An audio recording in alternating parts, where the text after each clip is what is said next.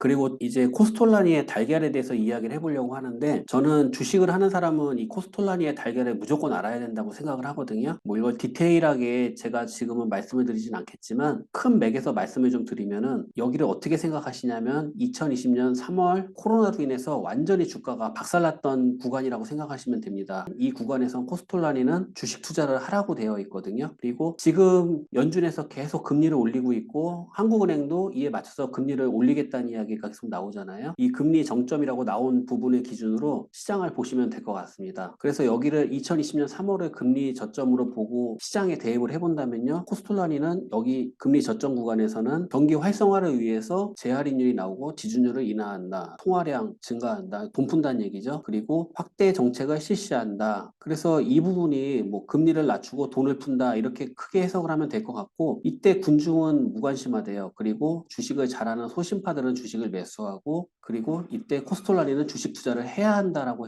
되어 있습니다. 그리고 금리 정점 부분에서는 통화량이 감소하고 긴축 정책이 전개된다. 그래서 지금 계속 금리 올리고 있고 통화량 줄이고 있잖아요. 그래서 여기서는 코스톨라니는 주식을 팔라고 되어 있습니다. 그리고 2020년 3월 같은 자리에서는 사라고 되어 있고요. 그래서 코스톨라니의 말대로 봤을 때는 지금은 굉장히 좀 시장을 보수적으로 보고 주식 투자를 조심해야 할 구간으로 보이고 있고요. 그래서 이 저점부터 1국면, 2국면, 3국면, 그리고 금리 정점에서 넘어가서 4국면, 5국면, 6국면 이렇게 해서 내용을 한번 보도록 하겠습니다. 먼저 1국면 조정 국면이라고 되어 있는데요. 이때는 거래량도 적고 주식 소유자도 적대요. 그래서 여기 위치를 보시면은 여기 금리 저점 부분에 요 제가 동그라미 치는 부분 있죠? 여기를 보시면 될 것 같습니다. 요 부분에서는 소심파 투자자들이 주식을 산대요. 그리고 소심파 투자자들은 경제 상황이 아주 나쁘다는 소식이 들려오는 시기에 덤핑 가격으로 주식을 산대요. 왜냐하면 이때는 주식이 아주 폭락하는 구간이거든요. 그리고 최하로 떨어진 주식 시세는 조정 국면을 거치는 동안 적은 거래량 속에서 어느 정도 현실적이고 적정한 수준으로 수정된다라고 되어 있는데, 그냥 쉽게 표현하면 저는 바닥을 다진다라는 표현이 맞을 것 같습니다. 그리고 이때는 소심파 투자자들이 매수를 한다라고 되어 있고요. 그다음 2국면 넘어갈게요. 2국면은 계란으로 봤을 때 그냥 대략적으로 제가 지금 여기 동그라미 치는 부분을 보시면 될 것 같아요. 그래서 2국면에서는 거래량과 주식 소유자가 증가한다고 되어 있습니다. 그래서 이 시기에 주가는 주변 상황과 평행해서 조금씩 상승하고 거래량도 늘어난다. 상황이 좋으면 주가가 올라가고 상황이 나쁘면 다시 떨어진다. 그리고 이때는 부안의 동파와 소심파가 절반씩 닮았다라고 돼 있는데, 포스톨란이는 이렇게 이야기하고 있습니다. 이 국면인 동행 국면의 시기에는 소심파와 부하 내동파가 같이 매수를 하고 있고, 전통적으로 투자에 관심을 가지고 있고 이미 투자 경험이 있으며, 그래서 코스톨라니는 이 국면의 매수자는 소심파와 부하 내동파의 투자자를 반씩 닮았다고 했거든요. 그래서 이 국면에서 매수하는 사람들은 전통적으로 투자에 관심을 가지고 있고 이미 투자 경험이 있다. 그리고 시세의 상승을 알아낼 정도의 판단력을 가지고 있고 적시에 매수 신청을 낼 줄 아는 사람들이 매수를 한다라고 되어 있습니다. 그리고 이제 슬슬 거품이 올라가고 있죠. 그래서 상국면, 과장국면인데요. 여기서는 거래량이 폭증되고 주식 소유자도 많아져서 꼭지를 찍는데요. 그래서 달걀로 봤을 때는 여기 금리 정점 부분, 여기 제가 동그라미 치는 부분, 여기가 될 것 같고요. 내용을 보시게 되면요. 세 번째 국면에선 부와 내동파 투자자들이 매수에 참여를 한대요. 그래서 거래량이 늘면서 시간 단위로 상승하고 고조된 분위기가 서로 자극을 한대요. 그리고 이미 올라갈 대로 올라간 주식들을 사들이고 눈에 띄거나 저평가된 주식은 거들떠도 보지 않는 구간이라고 되어 있습니다. 현재 유행하는 주식만 산대요. 테마주겠죠? 그럼 이 구간에 있어서 기록적인 값으로 주식을 파는 사람들은 주가가 바닥을 기고 있을 때 미리 주식을 사놓은 소심파 투자자들이 주식을 판다라고 되어 있습니다. 그리고 이 과장 국면은 오래 갈 수도 있고 역시 돈이라는 요소가 있으면 계속 상승할 수 있다라고 되어 있습니다. 그리고 소심파 투자자들의 손에 있던 주식이 부하 내동파의 연약한 손으로 넘어가면은 이 거품은 끝이 난대요. 그래서 부하대동파 투자자들은 이 시기에 더 이상 자신들의 수중에 돈이 없다는 것과 가진 것이라고는 신용으로 산 주식이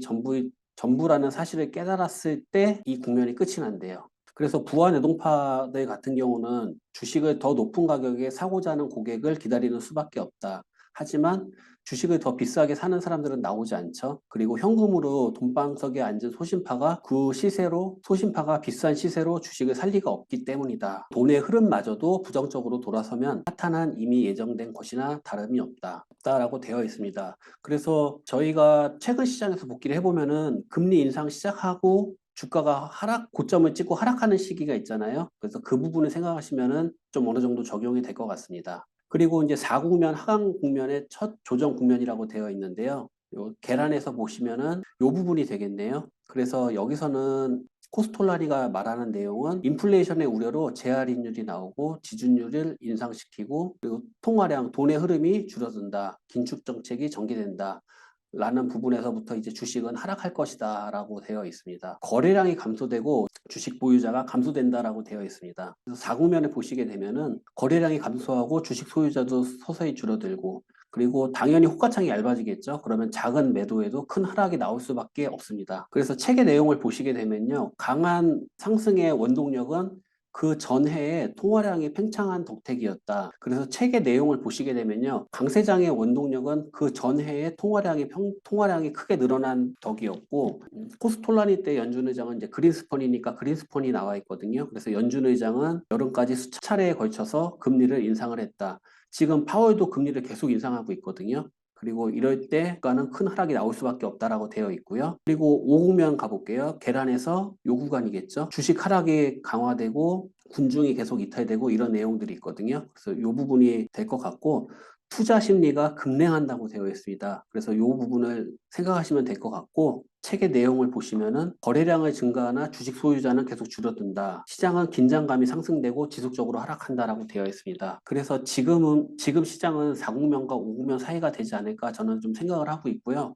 시세는 천천히 떨어졌다. 주식 투자자들은 계속 예민해졌다. 이런 내용이 나와 있고요. 그리고 마지막 국면에서는 그래서 5국면의 책의 내용을 보시면요. 그냥 가장 중요한 내용은 이거 같습니다. 거래량은 증가하나 주식 소유자는 계속 줄어든다. 시장은 긴장감이 계속 올라가고 계속 하락한다. 마지막으로 6국면으로 가보시면 계란으로 봤을 때는 요 시기겠죠. 그래서 요 시기는 아직은 오진 않은 것 같고 코로나 발생 시기로 따져보면은 2020년 2월 정도가 맞지 않을까라고 생각하고 있습니다. 그래서 요 구간에서는 거래가 폭증하고 투매가 나오고 그 다음에 그 거래량이 폭증하면서 투매가 나오는 시기에 소심파들이 매수를 시작한다. 이 내용이 핵심인 것 같습니다. 그래서 6국면의 내용을 보시게 되면은 주식 소유자들이 점점 줄어들어서 바닥을 찍는다. 라는 것이 핵심인 것 같고요. 책의 내용을 보시면은 비관주의가 시장에 팽배하고 다시 가격을 압박해서 시세는 추풍낙엽처럼 떨어졌다. 마지막 국면에 이러한 약세장 흐름은